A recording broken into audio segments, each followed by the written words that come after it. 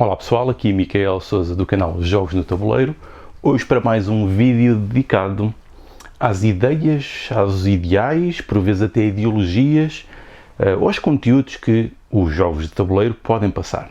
Hoje entramos aqui num jogo que nos liga aqui às ideologias, tendências, ideias, valores ambientalistas e também de defesa e salvaguarda da natureza e assim também dos direitos dos animais.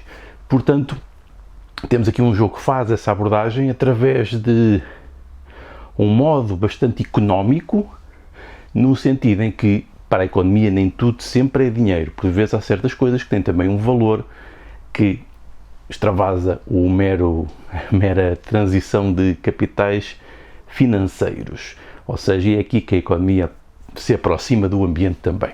O jogo em causa é o Ark Nova, que estamos a tentar simular, desenvolver um jardim zoológico, mas um jardim zoológico que já obedece ou já se rege por estes ideais ambientalistas e de salvaguarda dos animais, especialmente da vida animal selvagem.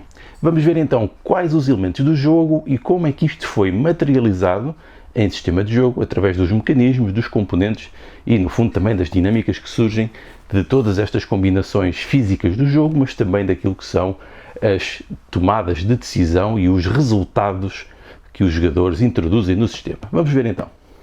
Então estamos a ver aqui o tabuleiro base, sem cartas e sem mais adições, só para nos focarmos aqui nestas 3 barras de progressão, das quais resultam esta ideia de que o jardim zoológico com mais sucesso resulta da capacidade da sua atração, que à medida que isto vai avançando, consoante vamos tendo mais animais, ele passa a dar um rendimento superior. Portanto, temos aqui a vertente económica.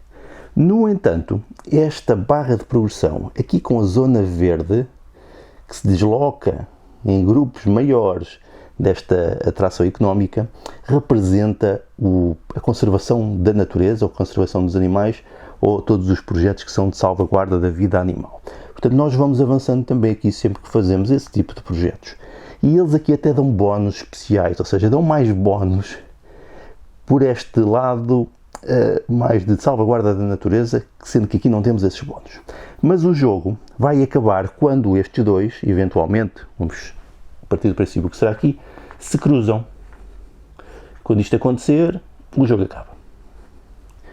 O que quer dizer que há aqui uma tentativa de, através deste mecanismo de fim de jogo, dar esta noção de que existe, ou tem que existir, um equilíbrio entre o fator de conservação da natureza e o fator económico, ou seja, não é apenas um jardim zoológico que serve para ter lucro e em que os animais são meramente produtos de exposição.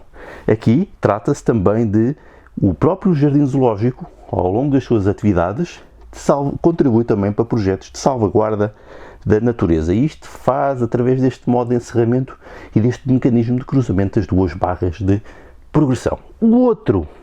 A outra barra de progressão é esta barra de progressão científica ou académica, em que nós vamos podendo aceder, e à medida que vamos avançando, vamos podendo aceder a cartas que vão estando aqui, mas isto também para simbolizar que estes projetos de conservação de natureza e dar boas condições de vida aos animais depende também da investigação científica e da investigação feita para compreender quais as suas necessidades para eles poderem prosperar e viver melhor. Portanto, todas estas coisas se conjugam aqui num ambientalismo e defesa dos animais que é baseada no conhecimento.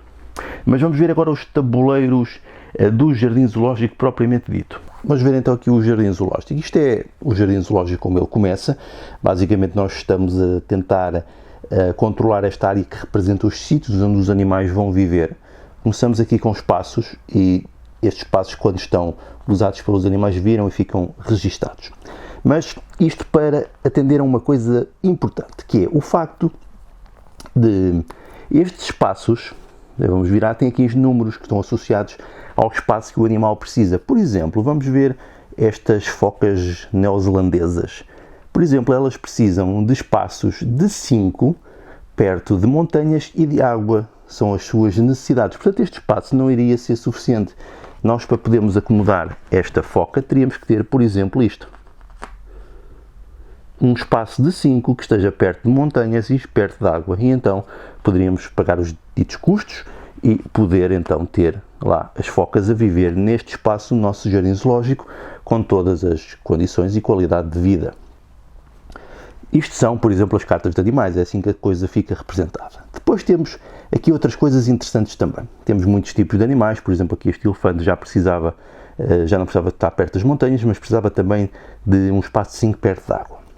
Mas o que isto tem também de interessante é o facto de nós podemos ter aqui os chamados apoiantes, ou os chamados sponsors, uma vez que estes jardins zoológicos partem também do apoio da própria comunidade. Não é apenas um fator económico de uma empresa que está aqui a tentar fazer dinheiro. Não, da própria comunidade, assumindo valor, uma vez que também comunga e partilha destes valores ambientalistas e de proteção dos animais, vai também apoiar com habilidades que são representadas aqui por cartas estes jardins zoológicos. E isto são as atividades que podemos fazer. Os outros casos interessantes são, por exemplo, estes projetos de salvaguarda da natureza. Estamos a ver aqui o caso da floresta na Bavária, o Parque Nacional, em que se nós libertarmos, consoante a dimensão do animal, um animal do nosso jardim zoológico, ou seja, vamos perder o animal, nós vamos contribuir com pontos verdes, os tais que apareciam na barra de progressão do tabuleiro que eu falei, e vamos então subir este nível se libertarmos o animal. Portanto, vamos perder o animal do nosso jardim zoológico, o que é assim um pouco contra a natura, não é? Mas acaba por contra a natura numa perspectiva economicista. Vamos ver, por exemplo, esta foca que dava 8 de rendimento. Ou seja, fazia subir 8 a barra de atração económica, mas que se convertia depois em rendimento. Portanto, quando fazemos estes projetos, nós libertamos animais, ou seja, perdemos aquilo que é o fator de atratividade do nosso jardim zoológico, mas acabamos por estar a contribuir para projetos de salvaguarda da natureza. E aqui que entra também este equilíbrio entre a parte económica e a parte ambiental e de salvaguarda. E isto é feito através destas cartas também. Depois o jogo tem vários detalhes, tal como parcerias que podemos fazer entre outros jardins zoológicos internacionais, ou seja, não estamos aqui, isto para simbolizar que não é uma competição no mercado livre, é mais com base de parcerias, e acho que o jogo faz isso bastante bem através destes vários elementos, sendo que os nossos próprios funcionários são chamados de colaboradores que nos vão dar habilidades especiais também.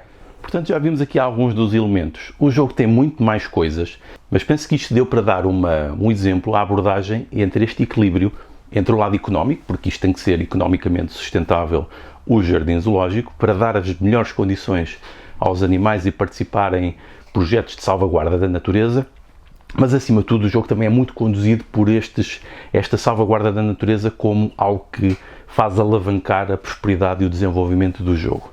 Portanto, um jogo que claramente implementa estas ideologias ambientalistas e que pode ser feito num tema como os jardins zoológicos, que tem mudado muito o modo como tem feito o seu trabalho, como tem proporcionado salvaguarda para as espécies na natureza, mas também proporcionado sistemas educativos e até de entretenimento para as populações. Então pronto, foi esta mais uma abordagem às ideologias e aos valores associados a jogos em concreto, neste caso o Ark Nova. Então vá, adeus!